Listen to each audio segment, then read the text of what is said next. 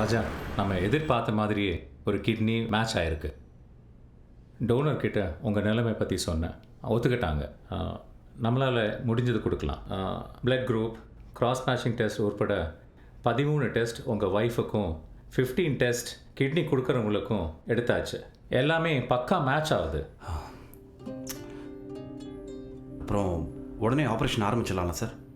பண்ணிடலாம், அதுக்கு தானே உங்களை வர சொல்லியிருக்கோம். ஆனால் அதுக்கு சில லீகல் ஃபார்மாலிட்டிஸ் இருக்குது. ஒரு கிட்னி டிரான்ஸ்பிளான்ட் பண்ணும்போது ஒரு தாசில்தார் டிஸ்ட்ரிக்ட் மேஜிஸ்ட்ரேட்டோட அப்ரூவல் வாங்கணும். அதுக்கப்புறம் தான் நம்மளால் ஆப்ரேஷன் பண்ண முடியும். அது நீங்களும் பண்ணலாம், ஆனால் ரொம்ப லேட் ஆகும். அதுக்கு டைம் இல்லை. ரேச்சல் ரொம்ப வீக்காக இருக்காங்க. இனிமேல் டயாலிசிஸ் பண்ணால் அவங்களுக்கு தாங்கக்கூடிய சக்தி இல்லை. அதனால தான் அவங்கள நான் டிஸ்சார்ஜ் பண்ணல. ஸோ எவ்வளோ சீக்கிரம் பண்ண முடியுமோ அவ்வளோ நல்லது. ஆப்ரேஷன் பண்ணால் எவ்வளோ செலவாகும் சார்? ஏற்கனவே சொன்னது தான், மினிமம் 15 lakhs ஆகும். அப்போ பணத்தை எவ்வளோ சீக்கிரம் ரெடி பண்ணு டாக்டர் சார்? என்கிட்ட கேட்டிங்கன்னா நாளைக்குள்ளேன்னு சொல்லுவேன். முடிஞ்ச அளவுக்கு சீக்கிரம் பண்ணுறது நல்லது.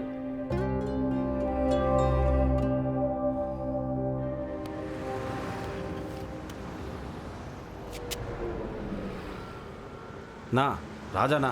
டேய், எப்பரா இருக்க? என்னவோ நான் திருந்துட்டேன், உனக்கெல்லாம் கால் பண்ண மாட்டேன்னா. என்ன ஒய்ஃப் பர்மிஷன் கொடுத்துறாளா? அது விஷயமா தான் நான் கால் பண்ணேன். கொஞ்சம் அர்ஜென்ட்டாக பணம் வேணும். காசுக்காக தான் கால் பண்ணியிருக்க. உன் மதிப்பு என்னன்னு உனக்கே தெரிலடா. நீ எவ்வளோ பெரிய ஐட்டங்காரன். ஓ சரி சரி, டெலிவரி இருக்கு.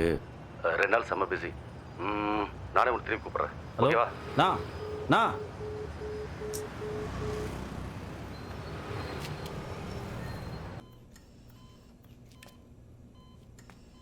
வாடா. டாக்டர் ஏதாவது சொன்னாரா? டயாலிசிஸ் முடிஞ்சதில்ல, வீட்டுக்கு போகலாமா? என்னடா டாக்டர் பிழைக்க மாட்டேன்னு சொன்னாரா? எனக்கு என்ன பயம்னா, நான் போயிட்டேன்னா நீ பழையபடி ஆயிடுவியேன்னு தான். உனக்குன்னு இருக்கிறது நான் மட்டும் தானே. நானும் இல்லைன்னா நீ கஷ்டப்படுவல்ல. கவலைப்படாத, உனக்கு என்னை விட அழகான ஒரு பொண்ணு. லூஸ் மாதிரி பேசிட்டு இருக்காத. நீ எங்கேயும் போக மாட்டேன், உன்னை போக விட மாட்டேன், புரியுதா? ஒரு நாள் எல்லாரும் போக தானே போறோம். யார் யாரை விட்டுட்டு போறோம், அதுதானே பிரச்சனையே. உங்க அப்பா சொன்ன மாதிரி நான் உனக்கு பொருத்தமான ஆள் இல்லைன்னு நினைக்கிறேன். என் கிட்னி கூட உனக்கு பொருத்தல, பாத்தியா? உருட்டினது போதும், கொஞ்சம் தண்ணி கூடுறா. உட்காரு. தண்ணி கூட அளந்து குடிக்கணும். அப்படி ஒரு நோய் யாருக்கும் வரக்கூடாது. நீ தப்பா எடுத்துக்கலனா நான் ஒன்று சொல்லட்டா? என் அப்பா கிட்ட கேளு, கண்டிப்பா கொடுப்பாரு. என்னால முடியாதுன்னு நினைச்சிட்ட? வரேன். இல்லடா, பணம் வேணும்ல, டைம் கம்மியா இருக்குடி. ஆமால, எனக்கு டைம் கம்மியா இருக்குல்ல. அம்மா 2 டீ.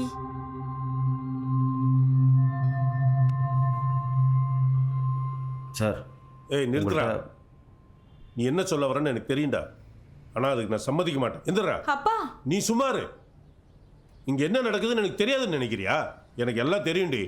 அங்கே இங்கே நிற்கிறது, மணிக்கணக்கா ஃபோனில் பேசுறது, ஏதோ சின்ன பொண்ணு வயசு கோளாறுன்னு பார்த்தா இன்னைக்கு இவனை வீட்டை கொண்டு வந்து உட்கார வச்சிருக்க நீ. ஆமாம் சார், அது விஷயமா தான் உங்களை பார்த்து பேசிட்டு போகலான்னு வந்தோம். என்ன பேச போற நீ? இவங்க 2 பேர் லவ் பண்றாங்க, இவங்க 2 பேர் கல்யாணம் பண்ணி வைங்க சொல்ல போற, அதானே? இங்க பாரு, உனக்கு இதெல்லாம் நடக்காது. நீ ஒரு அனாதை பையன். உன்னை அடிச்சு போட்ட கூட கேட்க நாதி கிடையாது. நடு வீட்டில் வந்து உட்காந்துக்கிட்டு பொண்ணு கேட்குறியா நீ?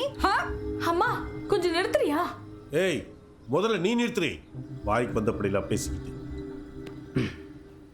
சார், நான் சொல்றது ஒரு நிமிஷம் நீங்க போய். ஏய், என் பொண்ணை உனக்கு கொடுக்க முடியாதுடா. இது அந்த ஏசப்பா மேல சத்தியம்டா. கொஞ்சம் அமைதியா இருக்கீங்களா? நான் என்ன சொல்ல வரேங்கிறத கொஞ்சம் பொறுமையா கேளுங்க. உங்க பொண்ணுக்கும் எனக்கும் போன வாரம் தான் ரெஜிஸ்டர் மேரேஜ் ஆச்சு.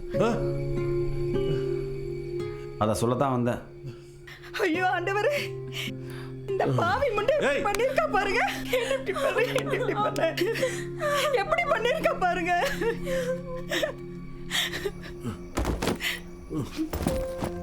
இனி என் மூஞ்சிலே முழிக்காத நீ. நீங்க நல்லாவே இருக்க மாட்டீங்க, நாசமா போயிடுவீங்க.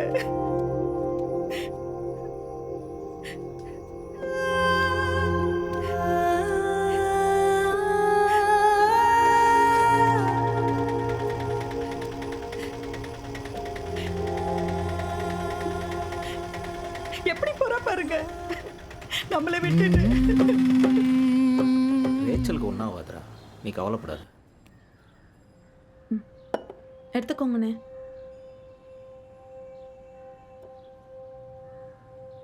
எவ்வளோண்ணே வேணும்? அது நிறையா சொல்கிறாங்க சிஸ்டர். உன்னால் முடிஞ்சது கொடுமா.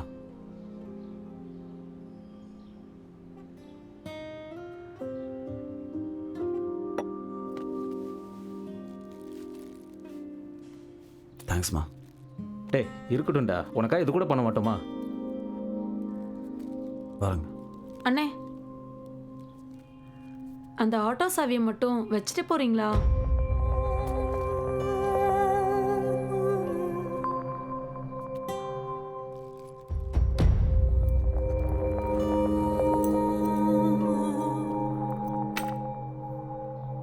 சாரி மச்சி.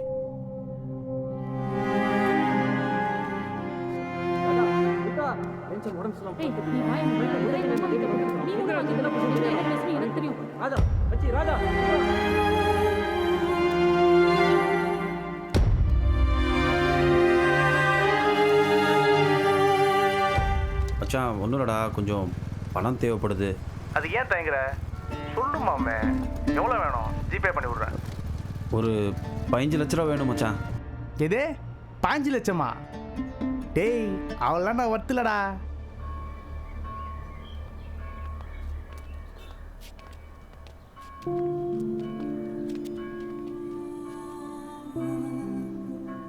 தெரிஞ்சவங்கள்ட்டெல்லாம் கேட்டு பார்த்தாச்சு, எங்கேயும் கிடைக்கல. எப்படியாவது நீங்கள் ஒரு 15 லட்ச ரூபா கடனாக கொடுத்தீங்கன்னா ரேச்சலை காப்பாற்றணும்.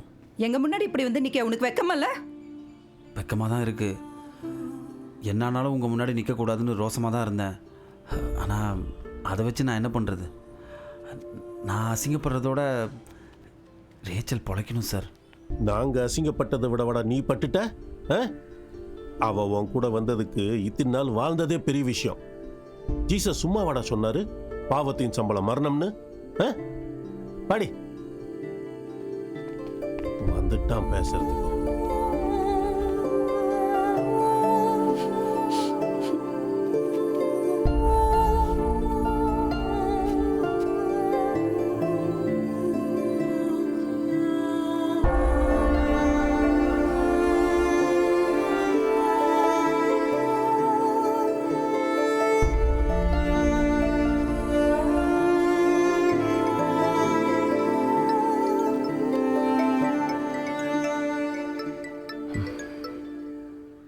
சொல்லலாம்.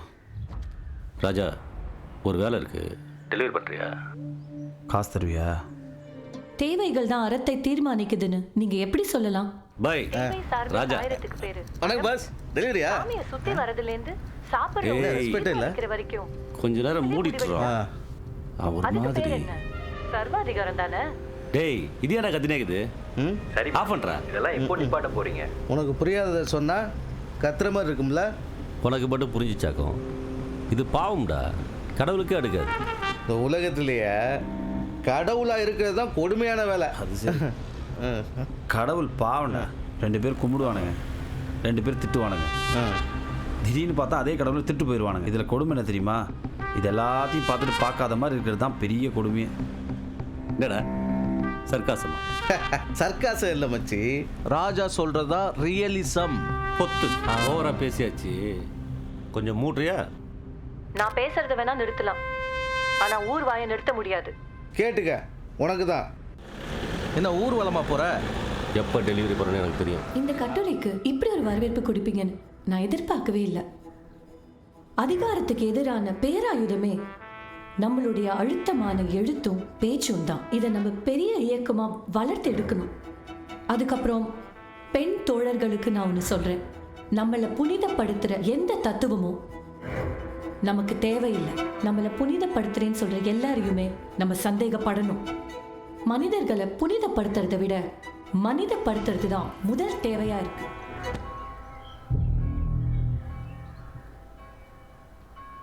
தோழர், உங்களுக்கு பயமா இல்லையா? எங்க பொய்யா பேசுற அவனே இவ்ளோ தைரியமா பேசும்போது உண்மையை மட்டும் பேசுற நாம ஏன் பயப்படணும்? இப்போ இல்ல தோழர், எப்பவுமே உண்மையும் அறமும் சார்ந்துதான் நான் எழுதுவேன், பேசுவேன். சொல்லுங்க. மேம், உங்களை பார்க்க வெளில ஒருத்தர் வந்து வெயிட் பண்ணுறாரு.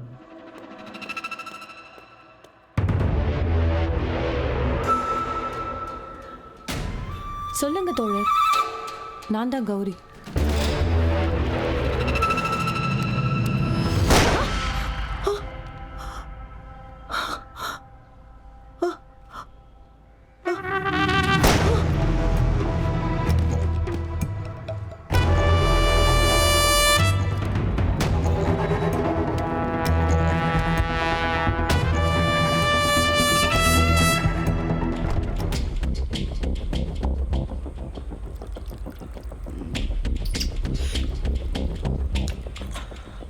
சாப்பிட்றா.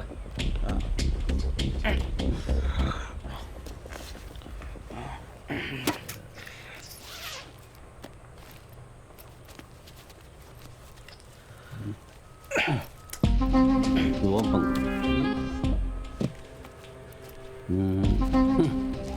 ஓப்பம். சரக்கெல்லாம் சமமாக தான் ஊத்துற, ஆனால் பணத்தை மட்டும் அதையும் சமமாவையே. Bloody sweet. யாரா அவன்? இந்த வேலை என்னத்தை கிழிச்ச? எண்ணூர்லேருந்து ஏர்போர்ட் வரைக்கும் கூட வந்த. அவ்வளோதான் இந்த வேலை நீ பிடுங்கினது. ஒழுங்காக கொடுக்கறத பொத்திக்கிட்டு வாங்கிக்கோ. நீ பொத்து. இந்த வேலையை 3 பேர் சேர்ந்து தானே செஞ்சோம். அந்த 3 பேருக்கு சரிசமமாக தானே வரணும். செய்யற வேலையை விட செயல்படுத்துற மூளைக்கு தாண்டா வேல்யூ அதிகம். இந்த வேல்யூ மைத்தெல்லாம் பின்னாடி வை, காசு எடுத்து முன்னாடி வை. ஓவரா பேசுற. என்ன நினைச்சிட்டு இருக்க? ஏய், இந்த வேலைக்கு வர்றதுக்கு முன்னாடியே 2 பேரை போட்டு தான் வந்திருக்கேன். யார் இல்லைனாலும் இந்த வேலை நடக்கும். சொல்றத செய்யற நாய் நீ. தர்றதை கவிட்டு போவியா? அதை விட்டு சம தர்மம் அது இதுன்னு பேசுன வச்சுக்கேன், அப்புறம் கௌசி நிலைமை தான் உனக்கும். இந்த வேலையை பத்தி உனக்கு என்னடா தெரியும் நாய்?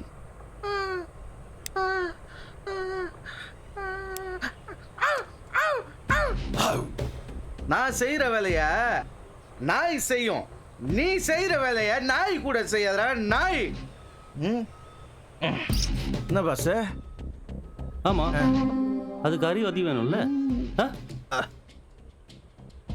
அதுக்கு பேர் அறிவு இல்லை, சாமர்த்தியம். மறுபடியும் தரமான சிந்தனை.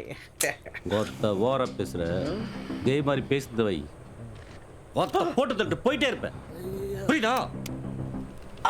ஐயோ, ஓ உசுருக்குள்ள கண்ண வச்ச.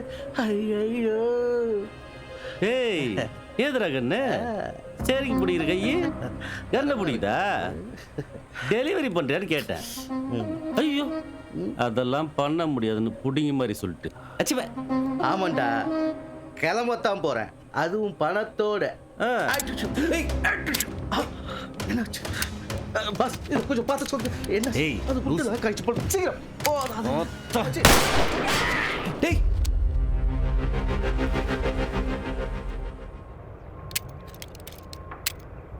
ஒரு புல்லட் மிச்சம் இருக்குன்னு சந்தோஷப்படுறதுக்குள்ள வேலை வச்சிருச்சு சானிய. கூப்பிட்ட பாவத்துக்கு ஏதாவது கொடுக்கலான்னு பார்த்தா ஓவரா பேசுது நாய்.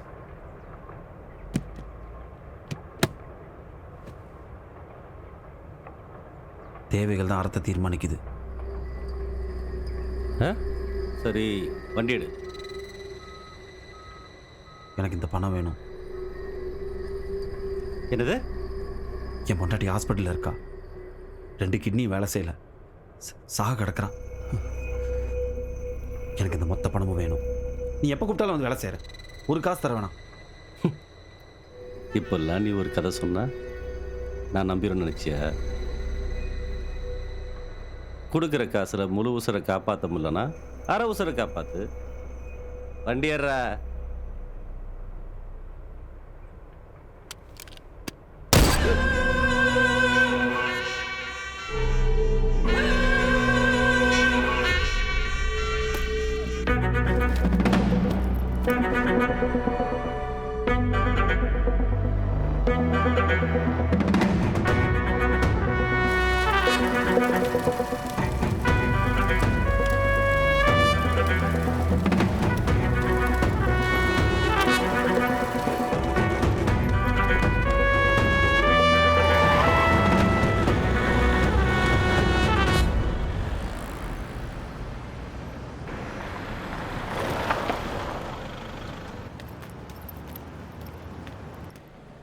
ஹாஸ்பிட்டலில் தான் சார் இருக்கேன்.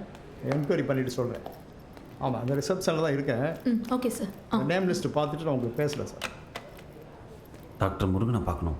உங்கள் நேம் சார்? ராஜா. கொஞ்சம் வெயிட் பண்ணுங்கள். சரி.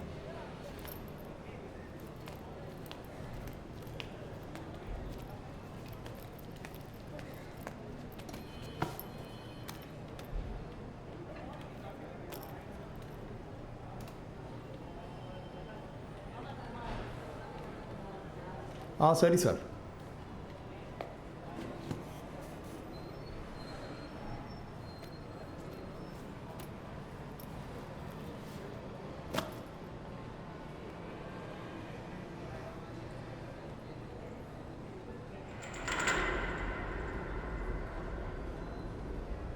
Mister Raja, mister Raja sir, நீங்கள் போகலாம்.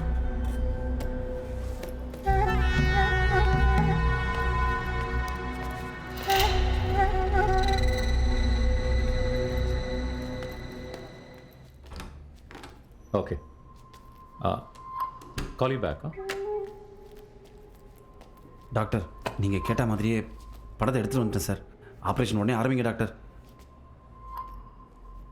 என்ன டாக்டர், நம்பிக்கை இல்லையா? நீங்கள் கேட்டதோடையே அதிகமாக இருக்குது டாக்டர். இது பாருங்க, நிறையவே இருக்குது சார்.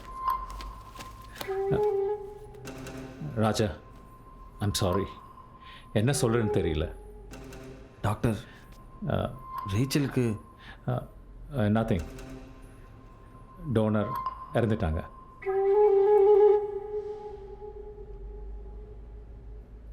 புரியல சார்.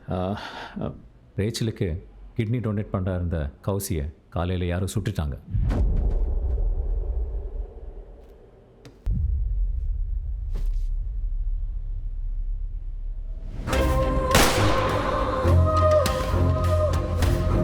ராஜா, என்னாச்சு ராஜா? டாக்டர், ரேச்சலுக்கு சீரியஸாக இருக்கு. Wait, coming.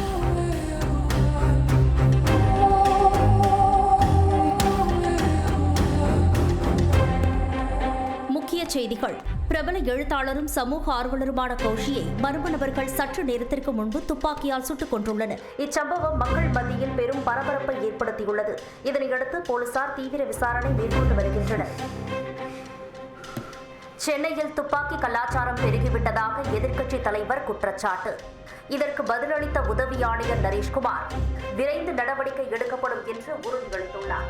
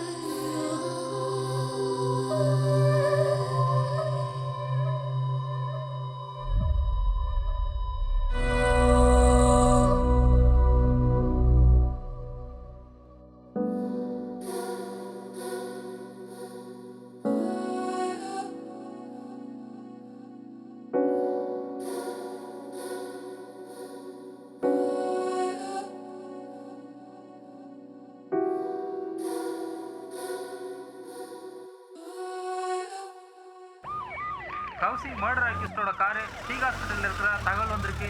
ஓவர்.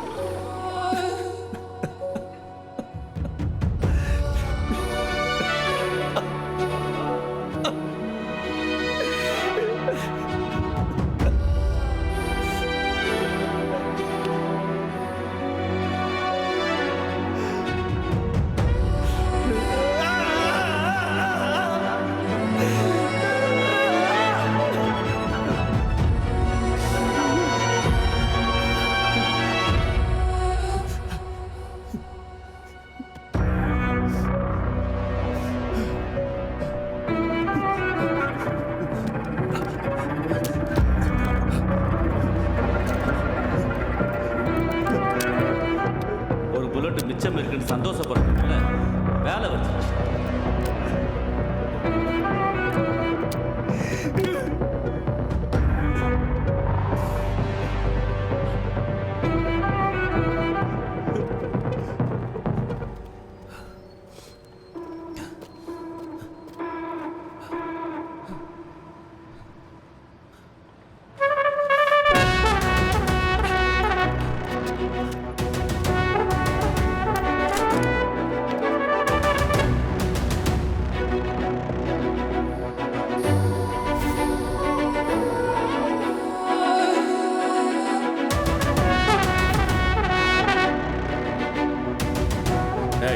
துப்பாக்கி கீழே போட்டு சரண்டர் ஆகிடும்.